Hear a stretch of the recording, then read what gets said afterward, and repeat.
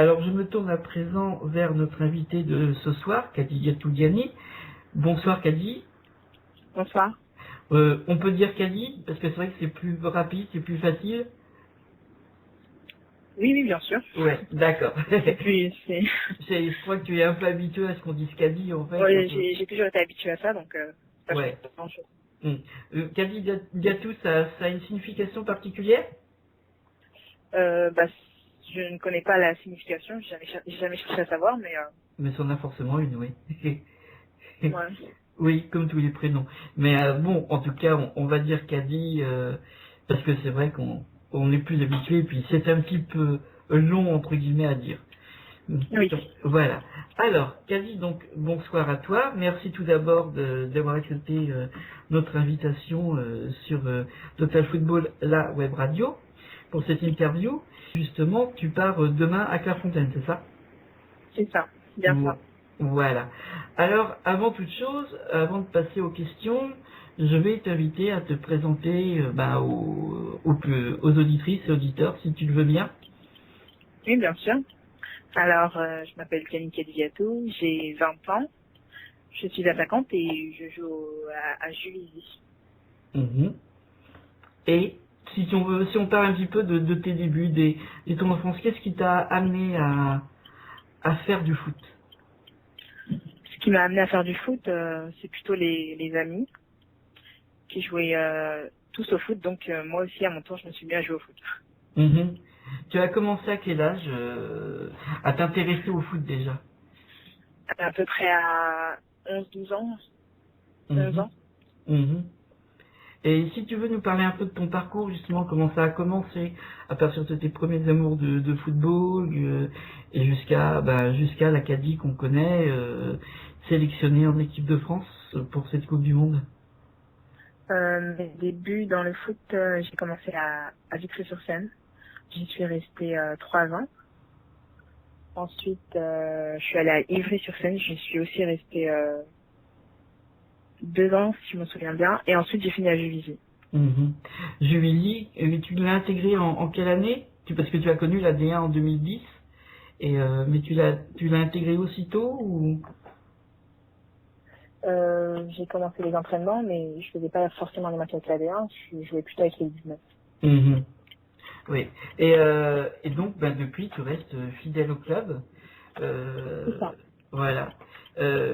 Tu prévois d'y rester? Question, en fait, on est en fin de saison, donc question qu'on pose un peu d'office tout le temps, tout le monde. Kadi Gatou sera toujours à Juvisy la saison prochaine? Bien sûr. Ah, bien sûr. D'accord. Alors, sinon, justement, si on parle un petit peu de tes inspirations sur le foot féminin, enfin, sur le foot en général, donc tu jouais avec les copains, copines, tu jouais en fait très jeune, mais est-ce qu'il y a des figures emblématiques du football, femmes comme hommes, qui t'ont poussé encore plus à chercher à jouer vraiment en pro? Euh, les figures emblématiques, pas vraiment. C'est plutôt mes amis qui m'ont poussé à continuer. Mhm. Mes amis, ma famille, donc... Ouais. Tu regardais les matchs de toute façon à l'époque. Tu avais peut-être tout de même des joueuses et des joueurs préférés. J'aimais bien Lionel Messi, chez les Ouais. garçons. Et chez J'aimais bien les jouer. ouais ouais. Et chez les joueuses, tu avais une joueuse que tu admirais déjà ou Oui, je les admire bien, je les ai toujours ouais connus, ouais quoi, entre guillemets. ouais. D'accord. Alors, là maintenant, donc, tu es à Juvisy depuis plusieurs années, tu vas y rester, donc et tu sembles y être bien. Euh, Qu'est-ce qui fait que tu te sens si bien à Juvisy? C'est l'état d'esprit du club, je pense. Les filles sont très soudées, on est très soudés entre nous, donc il y a une bonne cohésion dans l'équipe. Mhm. Mm.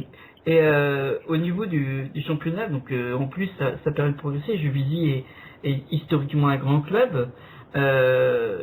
Tu as pu même connaître la Ligue des Champions jusqu'à la demi-finale. Tu peux nous parler un petit peu de cette expérience avec Juvisy, justement, de coupe de Ligue des Champions? On a eu l'occasion d'en jouer et puis ça reste une bonne expérience pour le club, pour les joueuses. Voilà. Mhm.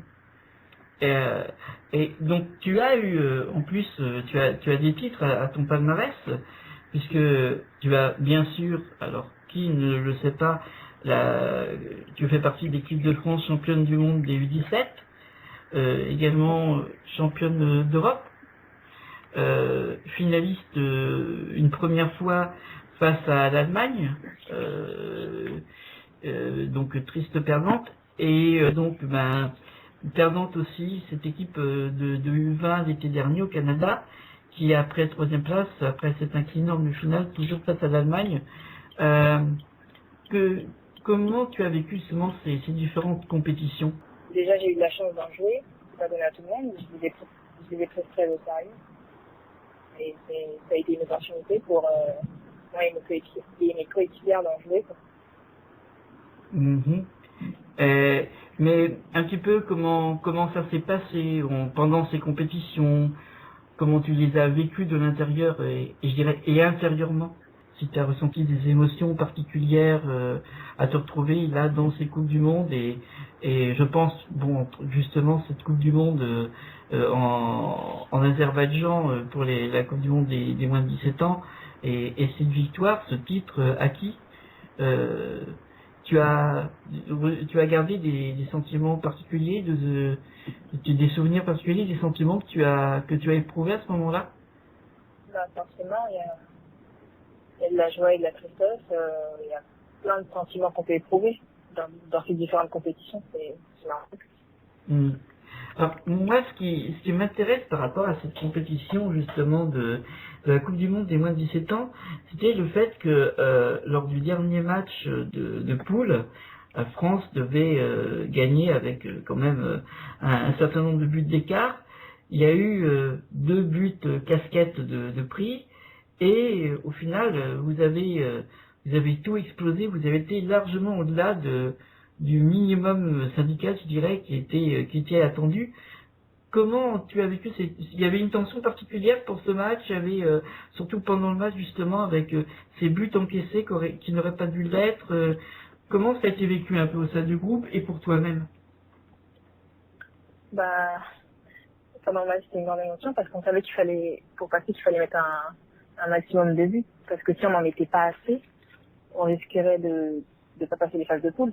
Mhm. Et en se prenant deux buts de plus, bah, il fallait encore en mettre deux de plus, quoi. Mhm. Mais à l'époque, c'est vrai que pour les personnes qui ont vu le match, faut dire, à un moment donné, on vous a senti quand même déchaîné et en même temps, en fait, totalement libéré. C'est le fait d'avoir pris deux buts qui vous a rendu si forte ce jour-là et qui a fait que vous avez fait la deuxième partie de parcours en match à élimination directe aussi excellente ou c'était juste peut-être préparer un petit peu déjà, c'était le moment dans la préparation qui vous faisait passer à l'étape supérieure. C'est certainement la préparation.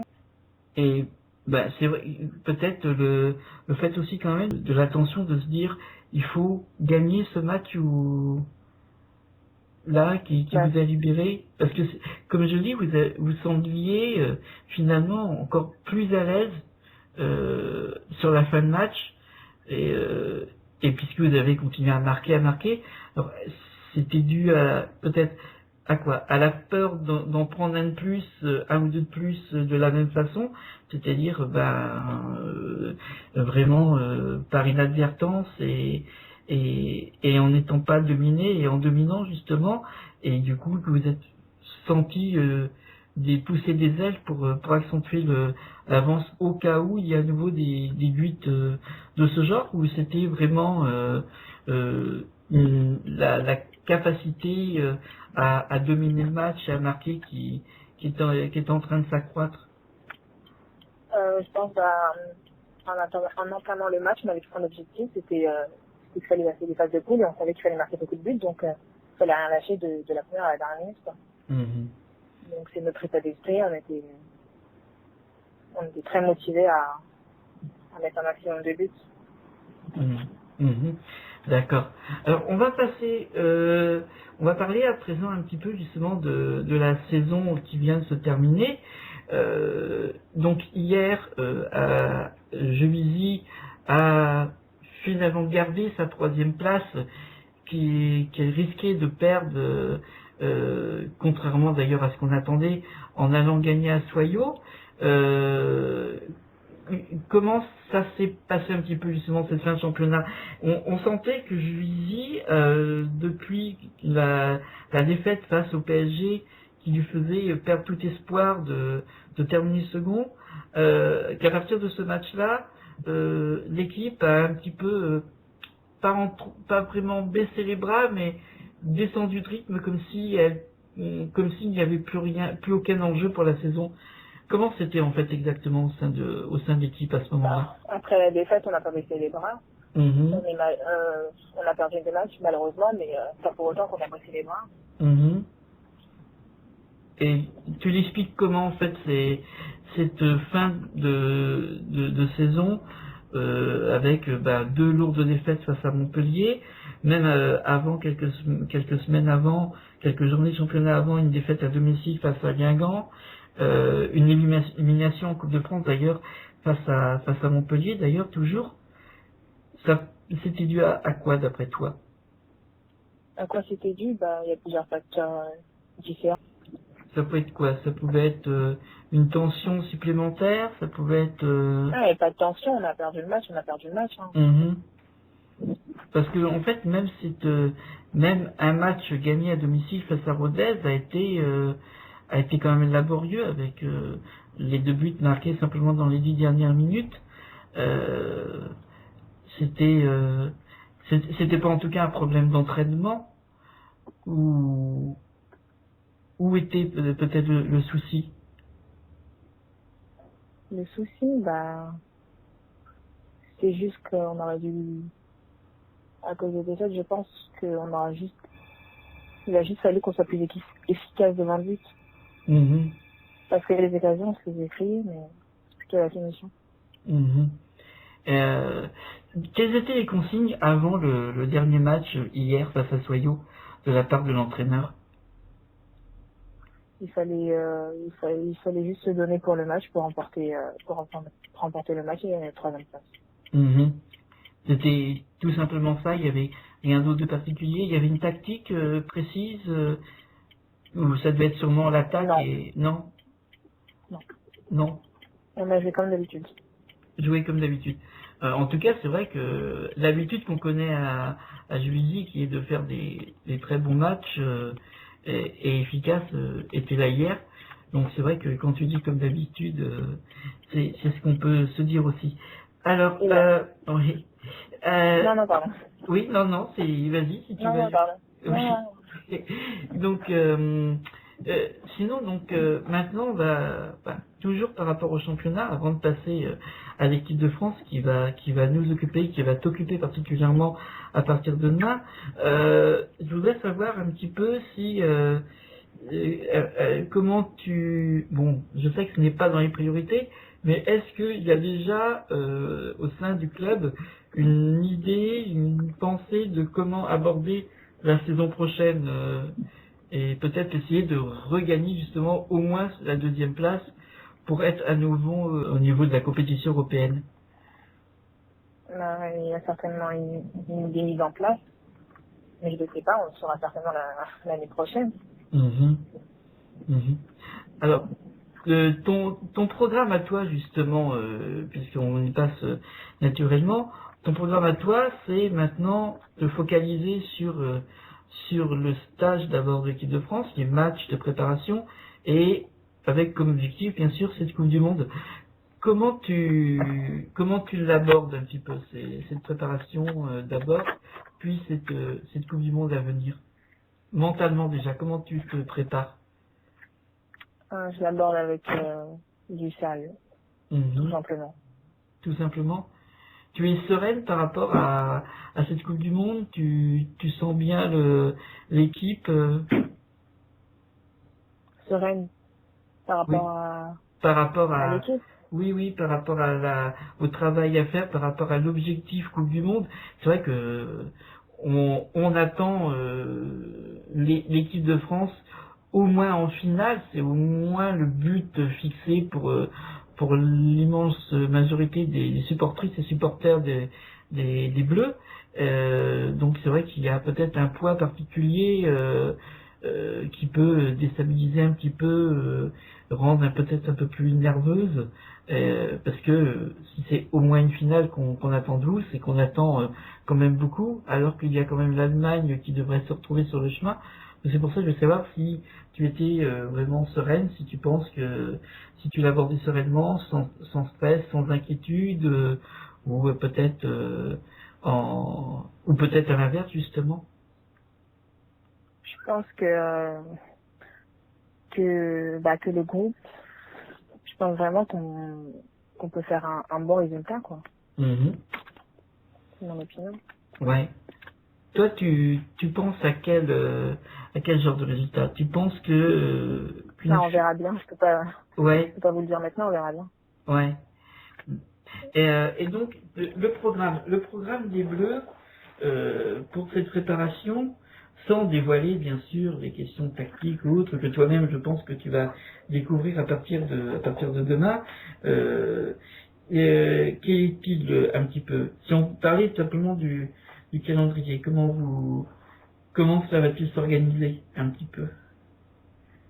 C'est un calendrier assez chargé avec une préparation qui sera certainement bonne et 2 matchs de préparation. Mhm. Donc voilà, on se met au sérieux dès demain, quoi. Ouais. Alors, le rendez-vous est pris pour quelle heure demain à Clairefontaine? Avant midi. Oui, avant midi.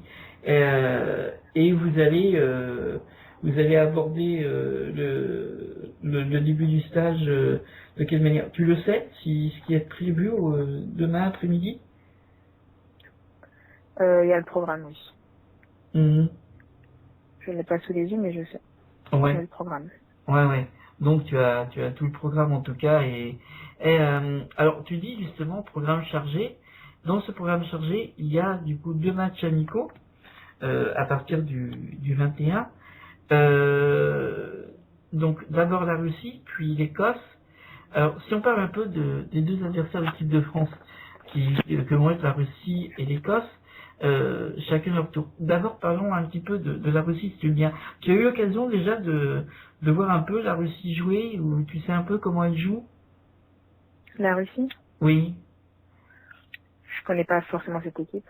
Mhm. Non. Non. Ça va être une vraie découverte pour toi, ça va être on- ou alors vous avez quand même été déjà un peu briefé sur euh, ou ce briefing ne viendra peut-être que pendant cette préparation. Certainement. Ouais. Et, euh, et pareil pour l'Écosse, à part Aussi. voir, ouais, pareil. Pareil. Ouais. Et le fait de jouer sur un terrain synthétique, donc ça a été le cas à Lorient déjà, face aux États-Unis. Quelles sont tes sensations à toi, très personnellement, sur les terrains synthétiques? Comment tu te sens en fait sur les terrains Euh, synthétiques? ça me dérange. Enfin, c'est un critique. Mhm. J'ai pas de gêne. Non, parce que c'est très rapide, toi-même tu te... Personnellement. Ouais, voilà. Mhm.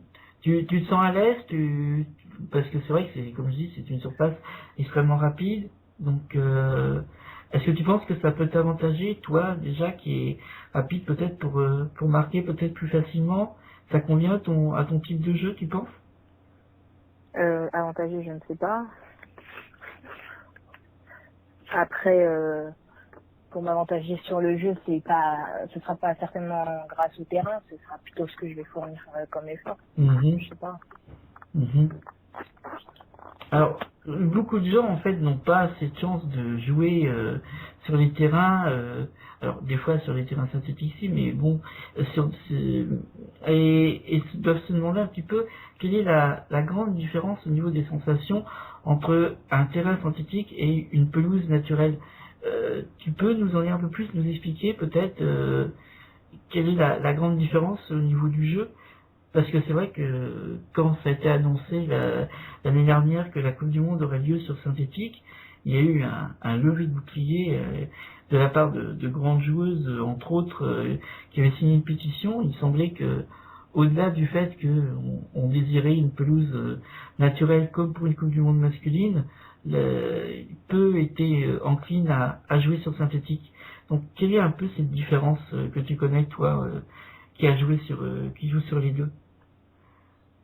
C'est la différence, certainement les appuis et la vitesse du balle. Mhm. Mhm. Euh, c'est c'est plus facile pour toi de jouer sur synthétique ou Pour moi, plus facilement, pour moi c'est pareil. ouais, pour toi c'est pareil. Tu fais ton travail de la même façon, tel qu'on t'a demandé Ça me et dérange pas, ouais. ça me dérange pas de jouer sur synthétique ou sur. Mhm. D'accord. Euh, alors, on va, si tu veux bien, parce qu'on approche de la fin de notre interview, euh, on va on va passer quand même à une information donc, qui a été donnée, qui est le fait que dans la liste des réservistes, il y a un changement. Sardi Toletti, qui s'est blessé lors du match justement face à Jubilly la semaine dernière, qui s'est blessé à la cheville, va être indisponible un bon moment apparemment, et du coup elle a été remplacée par Marina Makanza. Tu peux nous donner ton avis sur cette information, ton sentiment sur ce changement sur cette blessure d'abord de Sandy Toletti et sur le fait que ce soit Marina qui prenne sa place dans la liste des réservistes. Bah, si le coach a décidé de prendre Mackenzie, c'est qu'elle a le potentiel, c'est normal. C'est Mhm, une bonne joueuse de couloir, mhm, voilà. mhm. Et sur la blessure de Sandy, tu... Bah, je savais pas qu'elle s'était blessée contre nous. Je savais Mhm, qu'elle avait déjà des antécédents avec sa cheville, mais je n'étais pas plus au courant que ça. mhm. Euh, alors, juste si on parle un petit peu de la composition de l'équipe de France, et vous avez trois joueuses de Juvisy à jouer en tant que titulaire sur cette équipe de France. Est-ce que tu penses que ça va faciliter, entre guillemets, la formation, puis la Coupe de France, la Coupe du Monde, pardon, de vous retrouver déjà un peu entre vous, plus d'autres joueuses que tu connais, tu aimes bien, les autres clubs qui sont tes amis. Est-ce que justement c'est ce lien entre vous, entre joueuses qui existe aussi en dehors des terrains, peut être un élément favorable pour cette Coupe du Monde? Bah, je pense que oui, ce sera forcément un élément favorable. Mhm. C'est l'ambiance au sein de l'équipe de France, elle est comment en fait en général? Plus toi qui maintenant t'habitues à cette équipe de France A. Il y a une, il y a une bonne ambiance. Mhm. C'est toujours. Alors justement, on avait vu chez les U20 à la dernière Coupe du Monde des danses dans les vestiaires, qui a été paru en vidéo. Euh, on est à ce point dans ce genre d'ambiance festive et joviale ou ça reste tout en étant une bonne ambiance, tout de même plus sérieux, plus carré. Il y a forcément une bonne ambiance et aussi il faut savoir quand est-ce qu'il faut se mettre au sérieux, quoi. Donc, je dirais simplement que le groupe, au sein du groupe, il y a une bonne ambiance. Mhm. D'accord. Alors, bon, on arrive en fait au terme de cette interview. On va du coup te souhaiter une bonne préparation et une bonne Coupe du Monde à toi ainsi qu'à toute l'équipe de France. On espère de toutes et tous que vous allez nous revenir avec la coupe et que vous allez descendre les Champs-Élysées, descendre et monter les Champs-Élysées et on sera forcément toute la France entière derrière vous pour cette Coupe du Monde et à vos côtés, on l'espère, à partir du 6 juillet sur les Champs-Élysées. Je te souhaite donc bonne chance au nom en fait, de toute la France, si je puis dire. Et on espère te revoir couverte d'or, en tout cas, et puis que cette Coupe du Monde puisse t'apporter toujours plus en professionnalisme, bien sûr, en maturité, et puis gagner toujours en sécurité dans ton jeu, et puis oui, nous faire après une belle saison avec Juvisy. Voilà. Merci beaucoup. Je te remercie pour cette interview encore. Et puis, à bientôt. Merci à vous, à bientôt.